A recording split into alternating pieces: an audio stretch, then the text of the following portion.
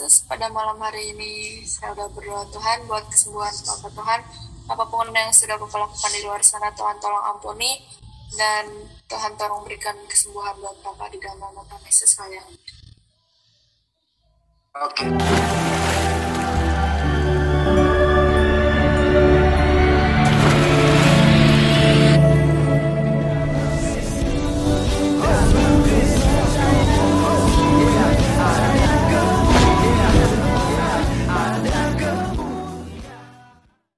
Salam Elechem Bisem Yeshua HaMashiach. Salam damai sejahtera di dalam nama Tuhan Yesus Kristus untuk kita semua. Pada video kali ini, saya mengajak kita untuk menonton satu diskusi para umat muslim ya. Ya, tentu saja ada ustadz di antara mereka dan mereka membahas mengenai Agustan dan mereka menghadirkan anak Agustan di live streaming mereka, ya, yaitu Zelda ya. Teman-teman sekalian, baru waktu yang lalu kita pernah membahas Zelda ini dan kita sudah doakan bersama supaya dia tetap kuat, tetap tabah untuk menghadapi ya problem dan juga mungkin sebuah beban berat ya menghadapi ayahnya yang sudah kena stroke, mamanya yang kena penyakit kanker dan omanya juga yang sedang sakit gitu ya. Jadi teman-teman sekalian sangat memprihatin. Itu sebabnya kemarin juga saya mengajak subscriber TV Laskar Kristus untuk terus mendoakan Zelda ini. Nah teman-teman sekalian, yang menarik kali ini, dia di tengah-tengah orang Islam diwawancarai, tapi dia tetap eksis untuk menggunakan nama Tuhan Yesus Kristus. Mereka memang berusaha ya, dan ini ya salah satu strategi mereka untuk mengislamkan si Zelda ini ya, sudah pasti iming-iming mereka. Ya, ada beberapa waktu yang lalu ya kita doakan supaya cepat dapat hidayah ya, mengikuti agama orang tuanya. Sebenarnya sih pada dasarnya ya tidak ada masalah. Asalkan teman-teman muslim itu tidak membawa-bawa Kristen, tidak menggunakan kitab suci Kristen dan memutarbalikannya, mengajarkannya untuk mempersulit anaknya Agustan sehingga tidak bisa menjawab, tidak bisa menjelaskan itu. Akhirnya Pak dia mentok dan meninggalkan agama Kristen. Ya, jadi setiap kali kalian membawa-bawa Alkitab dan Kristen, tentu saja kami punya hak ya untuk menjawabnya ya, meluruskannya. Nah, teman-teman sekalian, tanpa panjang lebar dulu, saya langsung mengajak kita menonton ya video daripada Zelda yang terus menggunakan nama Tuhan Yesus. Dia berdoa dalam nama Yesus untuk kesembuhan daripada ayahnya. Oleh karenanya, kita lihat videonya berikut ini. Ya, silakan dibaca. Tetapi aku berkata kepadamu, kasihilah musuhmu dan berdoalah bagi mereka yang menganiaya kamu. Artinya kalau memang papanya dianggap mereka menganiaya, kenapa nggak dikasih? Kenapa melanggar ini ya? Menurut adik gimana? Ya, ketahuan lah itu orang lain. Saya kan kayak, ya mungkin emang gak semuanya kayak gitu. Kayak ada yang emang ngehujat, ada juga yang tetap baik ngedoain. Yang gak semuanya ngehujat. Cuman kayak buat yang ngehujat-hujat mah kayak aneh aja gitu. Ada keyakinan, kita boleh berbeda akidah, tapi namanya keluarga harus saling menguatkan satu sama lain. Terlepas itu akidahnya berbeda, karena itu adalah hak prerogatifnya Allah Subhanahu wa Ta'ala. Betapapun kerasnya ayah Anda misalkan membimbing Dek Zelda untuk ke dalam Islam, tapi itu misal tidak ada hidayah yang diberikan oleh Allah Subhanahu wa Ta'ala, tidak akan bisa. Kalau Yesus itu ada mukjizatnya, bisa menyembuhkan orang sakit, orang lumpuh bisa jalan, orang buta bisa melihat, Lazarus mati bisa dibangkitkan, kan gitu ya. Yesus di zamannya itu mukjizat sebagai kenabian Yeshua Masya itu. Kira-kira begitulah doa-doa para nabi sebelumnya, selalu berikhtiar, berupaya dengan bimbingan yang mengutus dia. Adik Jel, terakhir sebelum kita sudahi, terima kasih telah bergabung bersama kami Yayasan Jujaidin Cakrawala Cemerlang.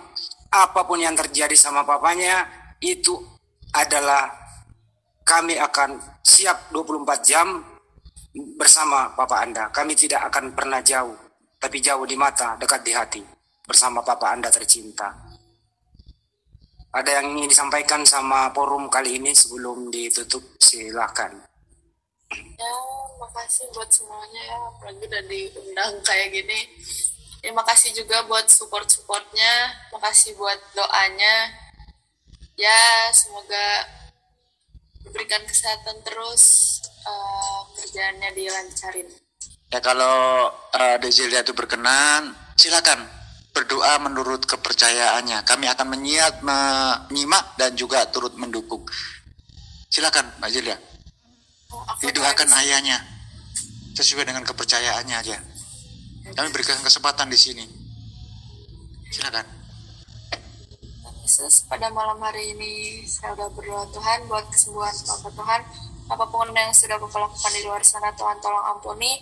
Dan Tuhan tolong berikan kesembuhan buat Bapak di dalam nama Tuhan Yesus sayang. Oke. Amin dong. udah jangan dipaksa Pak Jun. Anak ini masih canggung di depan apa ya, kamera gitu Pak Jun. Oke, teman-teman sekalian, dalam video yang kita sudah tonton, saat yang pertama kali dulu saya sangat support ya anak daripada Agustan, yaitu Zelda, di mana dia tetap santai untuk memberikan jawaban itu. Jadi ada yang mendoakan bapaknya dari pihak Kristen, dan juga ada yang menghujat, yang tentu saja sakit hati dengan itu. Dan itu ya fair saja, jadi bukan berarti itu adalah ajaran Kristen gitu ya, karena ajaran Kristen tidak diizinkan untuk membalas kejahatan dengan kejahatan. Itu dulu yang harus kita clearkan, yang pertama. Yang kedua, di video ini juga kita bisa melihat bagaimana Zelda ya tidak segan-segan ketika diberikan kesempatan untuk berdoa. Dia berdoa dalam nama Tuhan Yesus Kristus. Karena dalam nama Yesus ada mujizat gitu ya.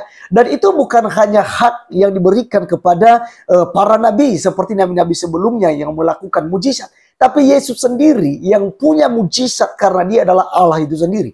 Ini yang tidak dipahami oleh saudara-saudari kita muslim. Nah, teman-teman sekalian, saya menanggapi satu narasi yang dibangun oleh apakah ini yang live streamingnya ya, yang sebagai hostnya, di mana dia katakan bahwasanya mereka kutip Matius pasal 5 ayat yang ke-44. Ya, aku berkata kepadamu, kasihilah musuhmu, berdoalah bagi mereka yang menganiaya kamu. Nah, teman-teman sekalian, menurut dia narasinya, kenapa dilanggar itu ya? Mengapa kalau mereka menganggap Agustan menghujat, menganiaya, mengapa mereka tidak menggunakan ayat itu bahwa mereka harus mengasihi musuh mereka gitu ya? Nah, teman-teman sekalian, inilah narasi yang saya selalu katakan bahwa mereka melihat selumbar di mata saudara mereka, di mata kita, tapi balok yang ada di mata mereka itu mereka tidak tahu. Gitu ya.